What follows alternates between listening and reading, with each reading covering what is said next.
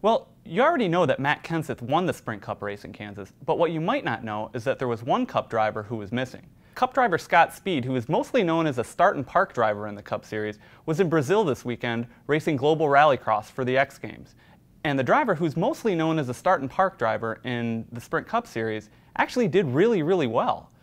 He qualified second in the Global Rallycross car and had some really nice things to say about it afterwards. He had such a blast in Global Rallycross car today, it's probably the most fun I've ever had behind the wheel. So there could be another venue for Scott Speed to look at once he decides his Cup career is over. Another driver who is getting prepared to get behind the wheel of a different car is Kurt Busch. Kurt Busch, who did compete in Kansas, will be in Circuit of the Americas in Austin, Texas on Tuesday to get behind the wheel of the V8 supercar. Now, Kurt Busch is no stranger from leaving the Cup Series. He actually has done a few NHRA events as well.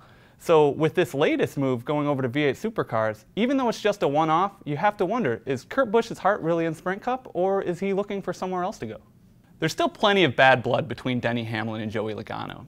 You may remember Joey Logano took Denny Hamlin out in Fontana, injuring him and effectively removing him from a couple races. During the race in Kansas, Joey Logano got knocked out of the race, and Denny Hamlin had kind of a tongue-in-cheek tweet for him. He tweeted, "I know Joey felt bad, but he doesn't have to keep falling in points on my account." And then he had one of those little smiley faces with a colon and a parenthesis. Two things for Denny Hamlin. One, get over it. The Joey Logano stuff is over. It's time to move on. And two, no grown man, let alone a professional race car driver, should ever be making smiley faces with punctuation marks. The Formula One Grand Prix in Bahrain went off without a hitch, and as you know, Sebastian Vettel won the race. But there's still quite a bit of friction between teammates. Now I know what you're thinking, and it's not between Vettel and Mark Webber. This week, it was between McLaren drivers Jenson Button and Sergio Perez. Button was really upset after the race because he said his teammate raced him a little bit too hard. He said they were bumping around in the corners and that it was just a little bit too dangerous for his liking. So we've had Vettel and Webber go at it. We've had Button and Perez.